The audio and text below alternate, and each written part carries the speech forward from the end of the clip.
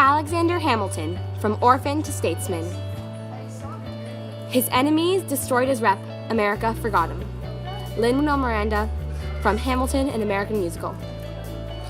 On January 11, 1755, or 1757, on an insignificant island in the Caribbean, Nevis, a legend was born. This baby, Alexander Hamilton, would be orphaned at 13, but that wouldn't stop him from becoming one of the most influential founding fathers of our country. As a child, Alex lived in a poor family on the island of St. Croix with his mother, Rachel Hamilton, formerly Rachel Fawcett Levine, and his father, James Hamilton. They both influenced him, the former in a positive way, the latter in a negative way. Rachel was said to be smart and clever, and she upheld Alex and his brother James Jr. after their father abandoned them, even though she died 2 years later. Now an orphan, Alex went to live with his cousin, Peter Lytton, who committed suicide soon after. With no other family to turn to, he stayed with Thomas and Ann Stevens, two locals, until a hurricane hit the West Indies in 1772. Alex's mentor published a letter Alex had written describing the hurricane in the newspaper, and the islanders were so moved that they raised enough money for Alex to go to New York to obtain an education. When Alex arrived in New York, the Revolutionary War was gathering followers. This turned out to be very lucky for 18-year-old Alex, to whom it gave an opportunity to advance in society. In fact, Alex often mentioned in letters to his friend, Ned Stevens, that he wished there was a war for that very reason. After attending Elizabethtown Academy and King's College in 1776, Alex was made a military captain and he fought in the Battle of Trenton. Luckily for Alex, in February of 1777, he received a letter that would change his life forever. General George Washington was inviting him to become one of his aides-de-camp. Even though he was reluctant at first to give up life on a battlefield for life at a desk, he joined Washington's staff.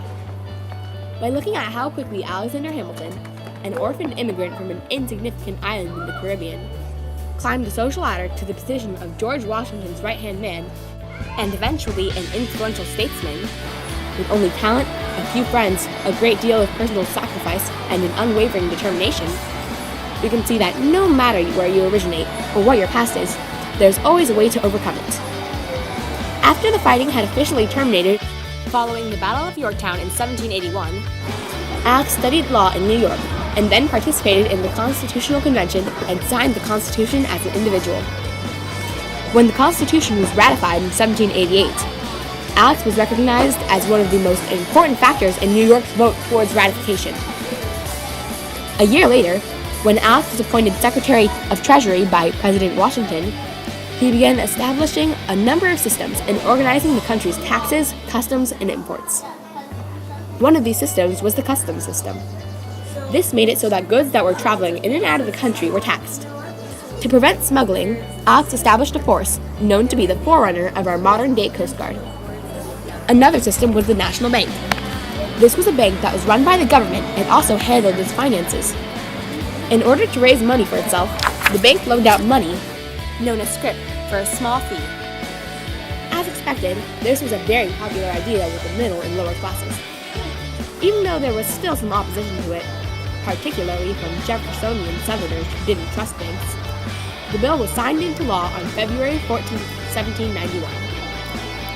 Alex also founded the U.S. Mint in Philadelphia, where it stayed even after the capital was moved to Washington, D.C.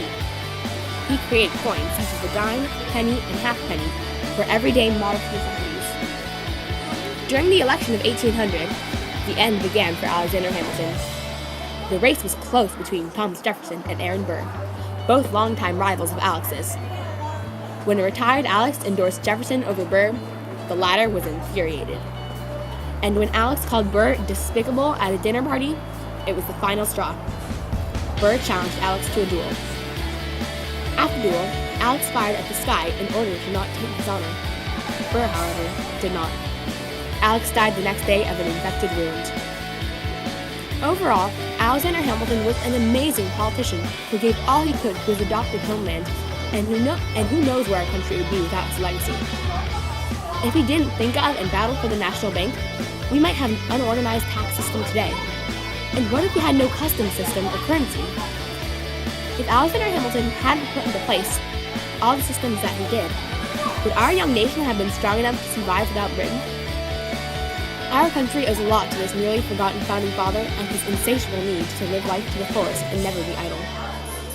He is an inspiration to people all around the world, from all different backgrounds. He showed us all that your past by no means limits where you can go in the future.